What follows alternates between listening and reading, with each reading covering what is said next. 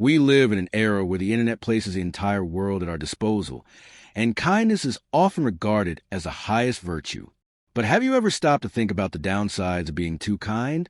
It sounds ridiculous, I know, but stick with me, because there's an ancient lesson we may have overlooked in our modern-day pursuit of ultimate kindness. The philosophers of ancient Greece and Rome, those sharp-minded Stoics, had plenty to say about maintaining a balance in life. Their advice? Stay resilient and uphold virtue. And while generosity is certainly a noble trait, like all virtues, it can be taken too far. Being too generous can sometimes backfire in ways we don't anticipate. Now, before you dismiss this as nonsense, let's take a deep dive together. We'll explore 8 surprising ways an excess of kindness can actually work against us. Along the way, we'll draw insights from Stoic thinkers like Seneca, Epictetus, and Marcus Aurelius. As we do, I encourage you to reflect on your own generosity. Are you keeping it in check? Or have you, like so many, occasionally tipped the scales too far? And if this kind of discussion intrigues you, consider hitting that subscribe button and turning on notifications. I dare you. Together, we'll navigate the fine line between too little and too much kindness, striking the perfect balance between selflessness and self-preservation. So, fellow seekers of wisdom, let's jump into the hidden downsides of excessive generosity, because sometimes the most valuable lessons come from the most unexpected places. We've all done it. You're at a gathering, and someone mentions needing help moving next weekend. Before you can think, you blurt out, "I'll help," even though your own schedule is already packed. The Stoics taught that we should live in harmony with our nature, which includes knowing our own limits. Taking on too much doesn't just leave you exhausted. It's also a form of self-betrayal. Picture life as a cup. Every commitment you make is another drop of liquid. Pour in too much, and it spills over, creating a mess. The lesson? Know the size of your cup. Saying no isn't unkind. It's a way of ensuring you have the energy to genuinely help when it truly matters. Instead of signing up for the entire moving day, maybe just offer to help pack a few boxes. Small acts can be just as meaningful and are far more sustainable. Remember that time you committed to helping at a school event, attending a birthday party, and visiting family. All on the same day? By the end of it, you were likely drained and disengaged. That's the cost of overcommitting. So next time, pause before saying yes. Consider your own energy.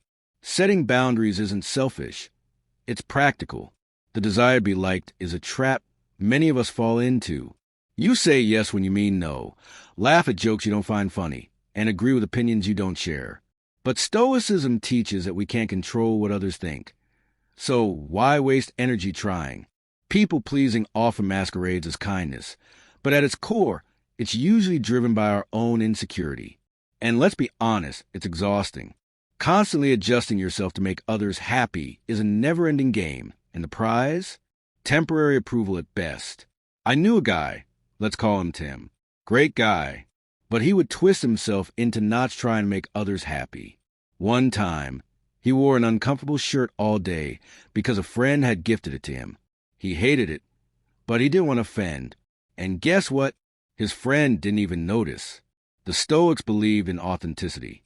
Be yourself, and the right people will stick around. And for those who don't, you were never going to win them over anyway.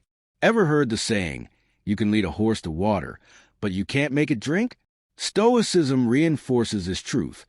We can't control other people, only our reactions to them. Yet, those of us with kind hearts often believe we can fix others. We think that if we give enough love, advice, or patience, we can help someone change. But the reality? People change when they decide to, not when we want them to. Think about that friend who always ends up in toxic relationships.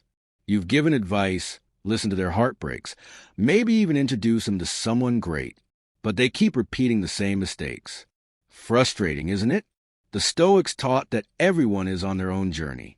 It's generous to offer support, but it's not our job to steer their ship. Sometimes, the most compassionate thing we can do is step back and let people make their own choices, even if they turn out to be mistakes. Kindness is a wonderful quality, but too much of it can make people take you for granted. Not always intentionally, but it happens. Take Lucy from work.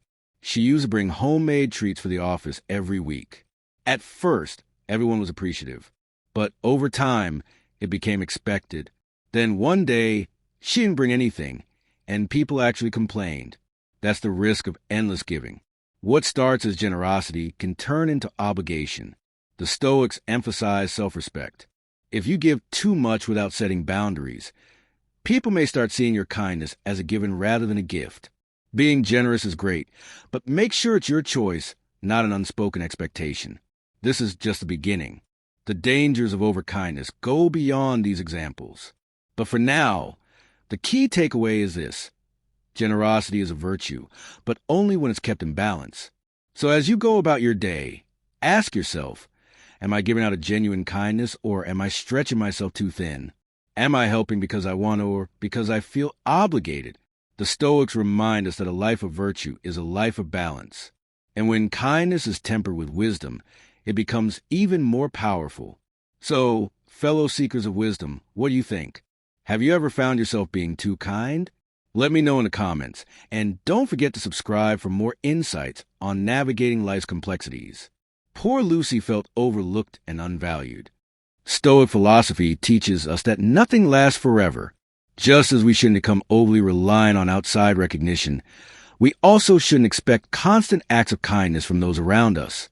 At the same time, if we're always the ones giving, we must be mindful that our generosity isn't being exploited.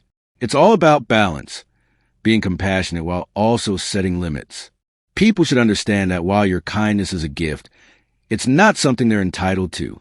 In trying to be kind to others, we often put ourselves last, believing it's the right thing to do. But Stoicism emphasizes the importance of looking after oneself.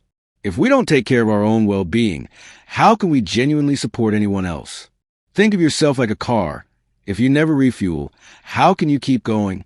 Eventually, you'll break down. I saw this firsthand with my friend Alex. He was always available for everyone, constantly prioritizing others over himself, until one day, he couldn't take it anymore. He was exhausted, resentful, and felt completely unappreciated. It wasn't a pretty sight. Taking time for yourself isn't selfish. It's necessary. The Stoics understood that self-reflection and self-care strengthen our ability to navigate life's difficulties. Since you made it this far, it's clear that self-improvement matters to you. Stick with me because the final 3 lessons are even more crucial. Let's keep going. No one enjoys confrontation. It's awkward, uncomfortable, and stressful. So, in an effort to be kind, we often avoid it. We stay silent, suppress our opinions, and let things slide. But Stoicism teaches us that some conflicts are necessary.